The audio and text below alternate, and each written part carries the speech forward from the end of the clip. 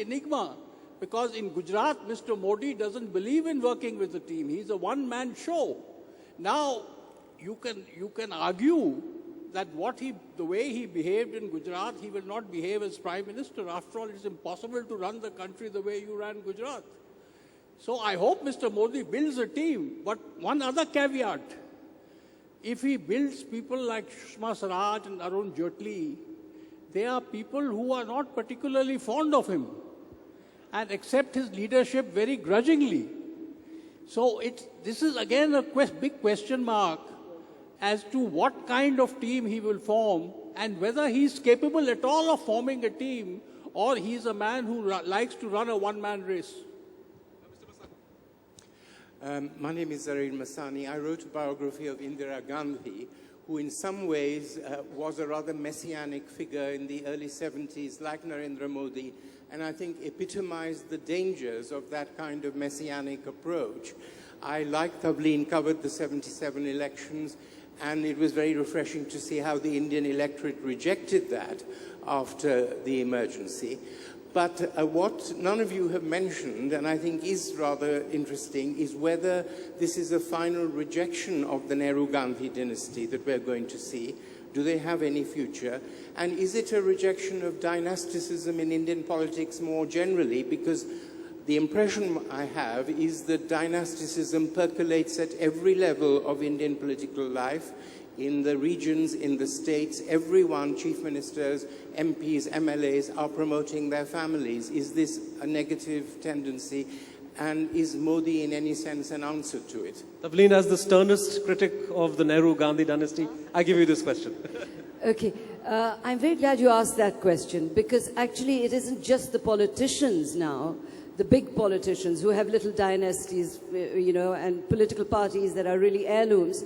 But when you go into a village now, the sarpanch will either get his wife elected or his sister. It's a very bad example. And in my view, it is the worst disease to afflict Indian politics, to afflict governance. Because the reason why politicians bring their heirs into politics is not to serve the people, but to make money or to look after the money that they've made. And I think that one of the appeals of Modi is that he has no children and technically no wife. And, it is an attempt to bring in a new kind of politics. I'm glad that Tavleen said that, because while Mr. Modi doesn't have children, the only two allies the BJP have are a securely dynastic run party, the Akali Dal and the Shiv Sena.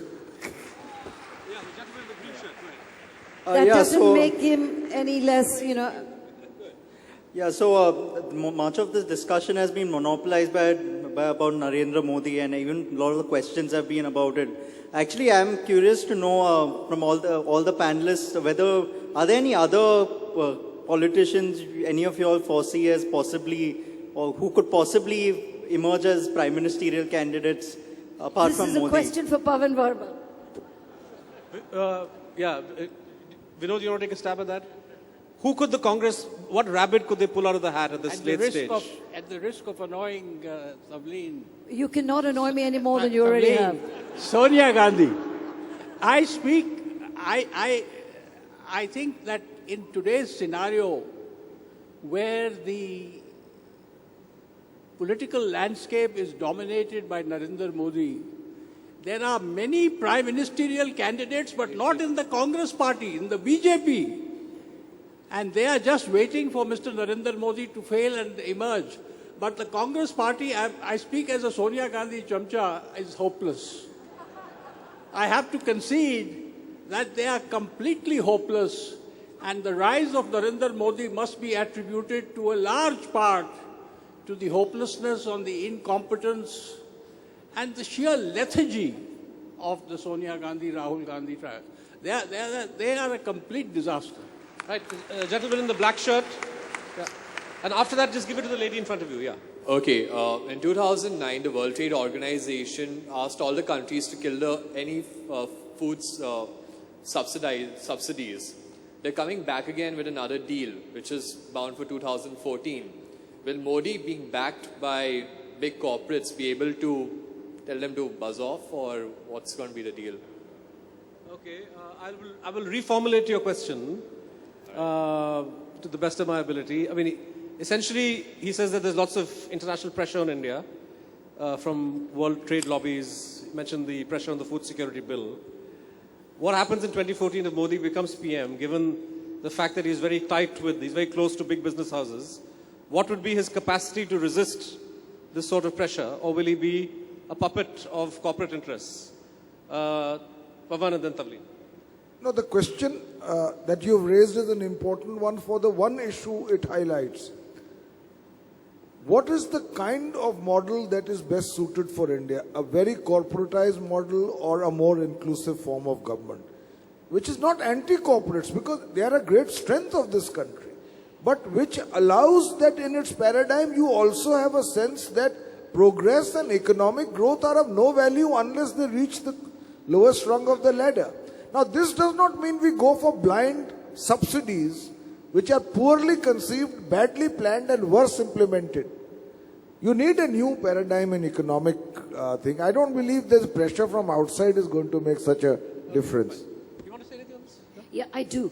For a start, I think that all growth is inclusive, and that people who talk about inclusive growth are in fact rejecting growth. I've been a journalist since 1975 in India, and the only period in which I have seen prosperity in India, the middle class got created when we changed the way that we normally went about growing, which is we allowed Indian corporations to grow, and they made us proud, and you should be proud of them.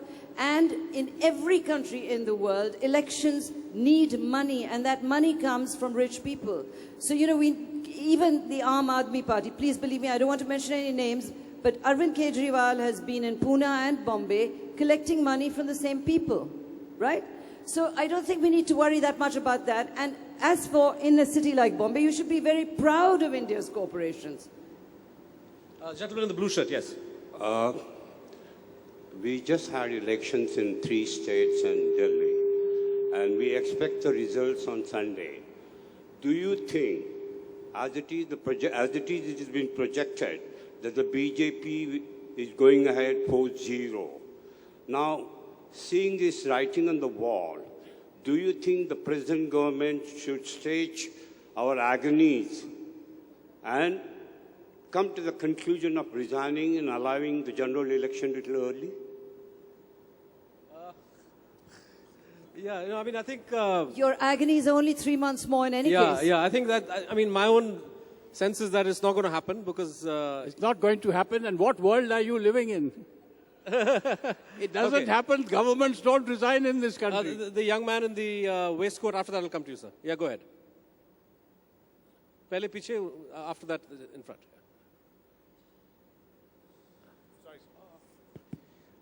Just a question for the whole panel, but specifically towards Ms. Tavleen Singh. She's constantly made a parallel between the 1984 riots and 2002. I'm sorry to bring back to Mr. Modi. But we're talking about 1984, where Mr. Rajiv Gandhi, Mr. Jagdish Titler, and Mr. Sajjan Kumar were in the picture for implicating the riots. Neither of them are running for any high office. One of them is dead. Narendra Modi was directly in the spotlight for what happened in 2002. He is going to be running for the highest office in this country. And still we draw a parallel between what happened in 1984 and what happened in 2002. The Congress Party and BJP are neither going to completely stop being in existence because of what happens in a riot. So where is this parallel relevant anymore, given the elections coming up in 7 months? The parallel is relevant for one reason and one reason alone, that none of you fine people with your high-mindedness had anything bad to say about Rajiv Gandhi. He just did. How is it? He just did. Just use the same measure for other chief ministers. And when Rajiv Gandhi ran for office, not even the Indian media criticized him. Not even the Indian media. And not once in his time when he was Prime Minister did anyone say, you've done a bad thing. And by the way, Sajjan Kumar is now, 30 years later, being tried for murder at the instigation of the Supreme Court. So, you know, you can't forget history when you discuss these things. It's dangerous to do that. Pavan? No, you can't take advantage of history also. So I think you've asked a good question. Because the point you have raised is, she says nobody questioned Rajiv Gandhi, but she admits that after 1984, he was not a good choice to lead this country. The same logic applies to Mr. Modi. So in a sense, you are only reinforcing the argument we are making. Yeah. Okay. Yeah. I The never gentleman in the said black that. waistcoat. Go ahead. Go I ahead. never said, I said that he was the popular choice of the whole of We'll- India. We'll move. Come back. Yeah. Yeah. Go ahead. Okay, I was a little thrilled to hear that there was a young man with the jacket, and I thought I was the young man. I'm actually 73 years old and a management professor.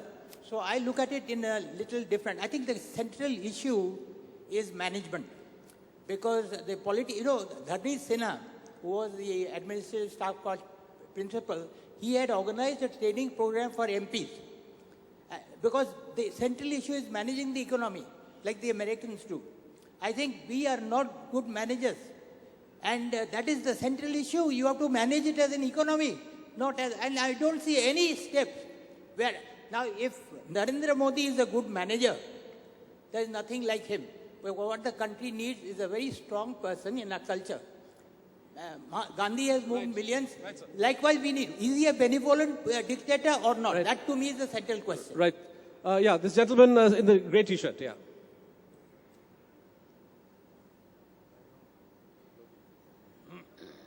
No, grey T-shirt. Yeah. Yeah. It was interesting listening to you on the panel, but I want to highlight another fact of young voters turning out this time, which you all have not really put light on. How significant is that in the coming 2014 elections? I think that is also another tipping point. What's your theory? I feel that this time, since you are saying that you need, instead of harping upon another model for the governments, I think this time you see there are a lot more awareness going on, since the whole perception of Modi running a popular government in Gujarat, that is also being broken down because of media. And there's a lot more awareness of other voters out there. Social media, you have apps coming out where you can actually know about other options in the elections. So what is your take on that? Pavan, briefly. No, I think you have raised a very important question about the fact that there is a young India there. I really say to you, it's an important factor. But its importance should be because young India has a vision of how this country needs to change. If it's merely going to be angry, that anger will be subverted, subsumed, derailed, dismissed by entrenched political forces. So you have to take that anger to the next step of engaging with ideas, becoming aware of issues and forming an alternative vision. Otherwise, demagogues will hijack you. The clock is ticking and we have time for just a Hello. last question from the lady. Go ahead. Yes, I'm glad because I think I'm one of the few ladies speaking. I'll just make 4 very short points. The first one is 50% of those going to vote in 2014 would have been too young to remember 2002. It's not going to matter to them. Point number 2 that I wish to say, and I want to say it to Mr. Mehta, when he talks about intolerance, I'd like to know where Mr. Modi has shown religious intolerance. Third point, and I think this is very important. Today, people are interested in results, in the delivery system. They're not interested in all these things like secularism, communalism. And the fourth one is to Mr. Pavan. When he talks about JDU support, everybody knows that it's because Mr. Nitish Kumar wanted to be Prime Minister. He doesn't get a chance. So what he's in fact saying is, like the bridegroom comes and says, take the father and the mother away and then we'll marry the daughter. Right, ma'am. 1 minute answers from each of our panelists. No, first of all, when you say everybody says, I think you say, and not everybody. So first of all, that's the first presumption of humility you should have. You should say, I believe. The second point is Mr. Nitish Kumar has consistently said on record that he does not wish to be Prime Minister on a matter of principle. He says, so long as I am part of a coalition, the largest party of that coalition must nominate a Prime Minister. I suggest some more reading on your part.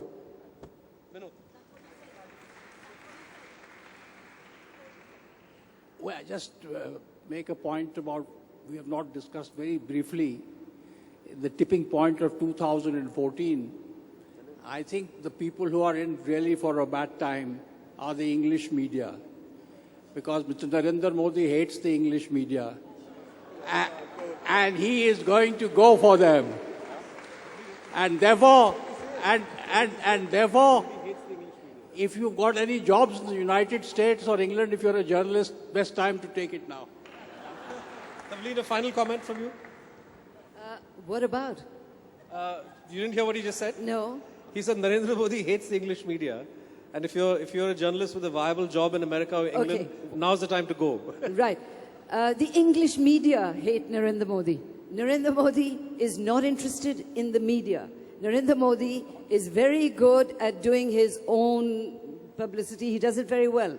And the media goes to him. And he's used the Sonia Gandhi method of not giving interviews to create that little mystique. So it's the English media, actually, because they can't speak to him. They don't speak his language. He doesn't speak their language. You know, we have 3-4 minutes left, and I really have to exercise the moderator's prerogative to give 2 bits of gyan of my own. One, you know, I'm sure Tavleen will want to leap in, but I do not agree with something that she said, and something it drew applause actually, which surprised me, when she said Modi tells people, don't come to me as Muslims and Jains, etc., come to me as Indians. If you come to me as Muslims, you'll get nothing. You see, that's very fine as a theoretical proposition. But when the reality of Indian life is that people suffer, or their access to education or health or various life outcomes is a function of their ascriptive identity, is a function of their religion or caste, we would be doing a great injustice if we ignore that reality.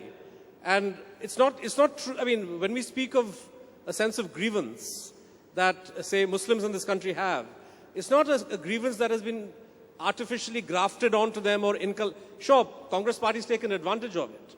But we have cold statistics in front of us which tell us how much Muslims lag behind, whether it's in literacy or access to clean drinking water or health facilities, civil service. You know, so there is jobs, housing. I know Bombay is as bad as Delhi if you're a Muslim looking for housing.